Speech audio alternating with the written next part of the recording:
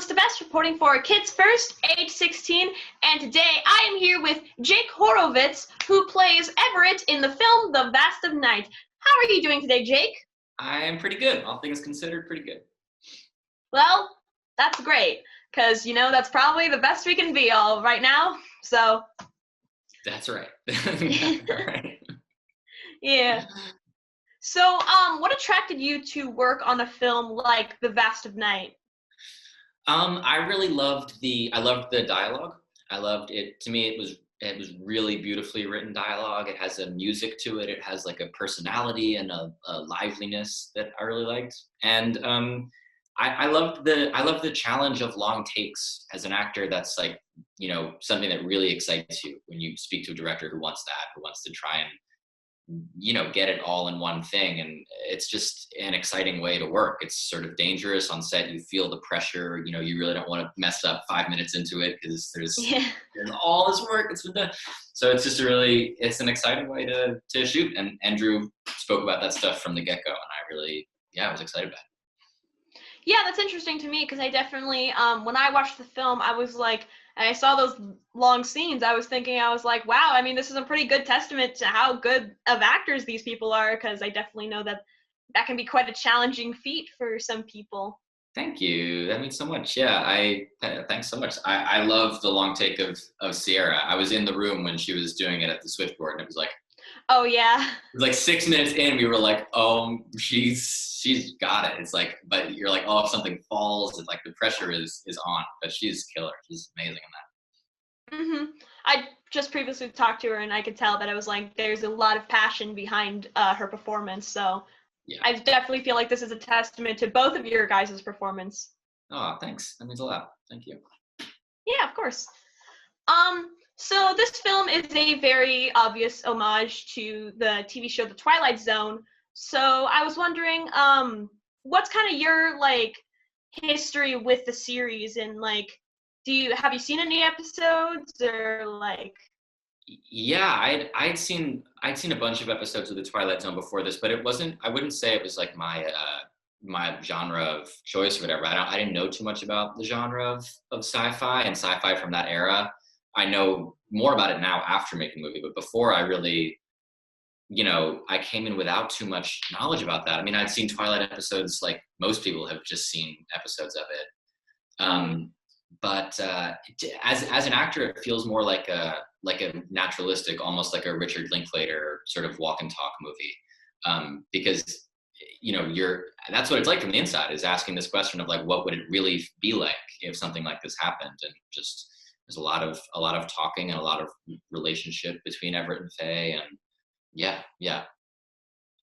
Mhm. And I think it's interesting how you say you aren't really that familiar with, the sci-fi genre, but now that you've done a full sci-fi movie, would you want to work more with sci-fi stories? Absolutely. Oh my gosh, yeah. There's so much opportunity for cool storytelling with them. I mean.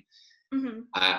One of my favorite movies of the past few years was Arrival. Did you see Arrival? Which I thought was cool, and also similar to Vast of Night, about like communication and like how would we actually try and communicate with aliens if they came at it. But yeah, I think that sci-fi is all about not knowing what's out there, and that's a great story to tell. That would be, yeah, totally.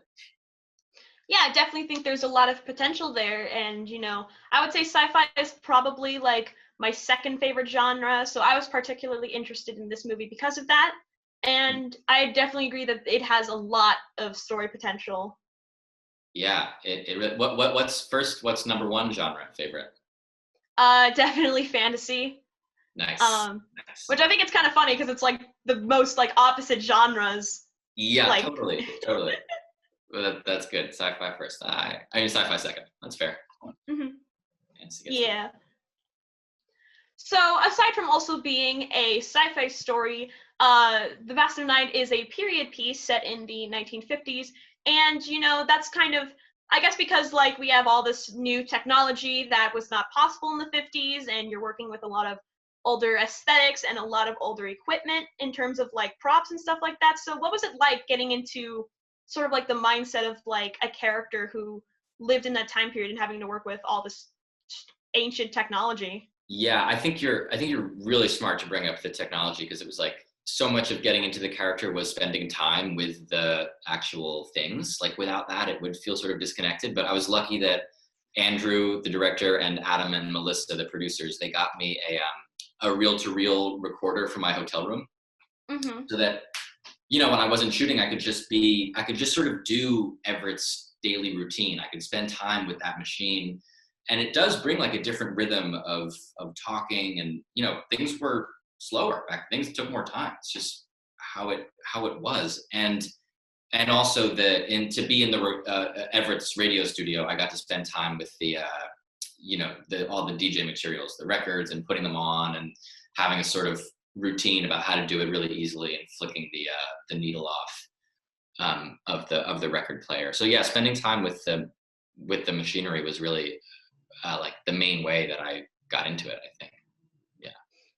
Yeah, I personally think all this stuff is kind of interesting because, I like history. I like the aesthetics of like different eras and stuff like that. So especially the 50s. The 50s is probably one of my favorites in terms of aesthetic. And I think it's just interesting, because people are always saying it's like, oh, there's so much new technology, and like having to actually like get into a character who has worked with, stuff that's outdated now. I think that's kind of interesting to sort of like look back and see like where we've come from. And I don't know, I just think it's a really like interesting thing to work with, especially in terms of like acting as someone who was in that time period. Yeah, I totally agree with you. I think it's so true. And I would say that there's a great Sierra has a great sort of bit of dialogue about when she's explaining the like scientific things that she's excited about in the beginning, and she's like, Mm-hmm. "Oh, one day we're gonna have little like TVs in our pocket, and cars are gonna fly, and trains are Yeah. gonna be fast." And it was a great reminder of like, people have always been excited about technology. It's just that it's like Mm-hmm. it just was different. I mean, now we're just excited about different things. We've got Elon Musk talking about making a movie on Mars or on the moon with Tom Cruise. It's like that's what they would be saying if they were now, but that we're always excited about technology. Yeah, it's an interesting, way to look back. And I think that's arguably one of the best things about period pieces is sort of, just kind of getting like, even though it is a lot more fictional because we can't perfectly recreate it, but it is interesting to sort of like recreate that sort of like idea. I find it interesting.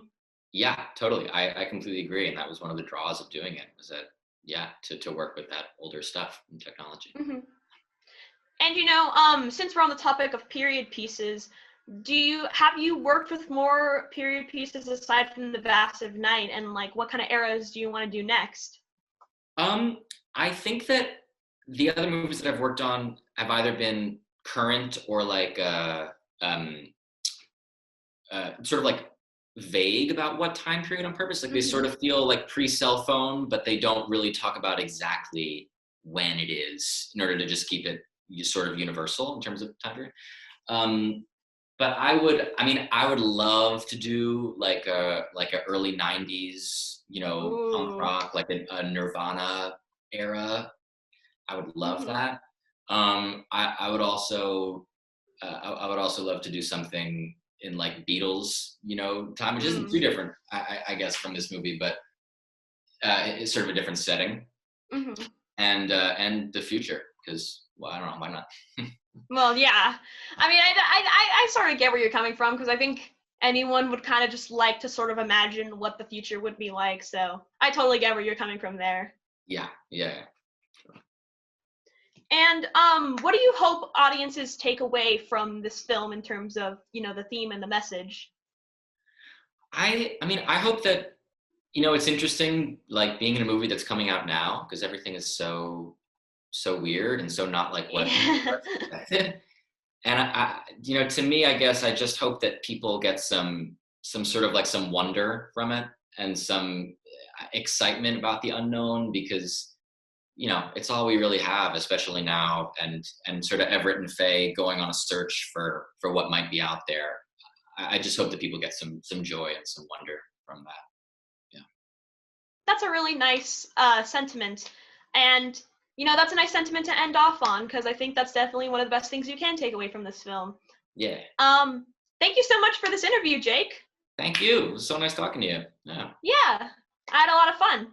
Yeah, right on. I hope you have some good. Well, you said you already interviewed Sierra. So you already. Yeah. Nice. Well. Yeah. Happy to be a part of it with you.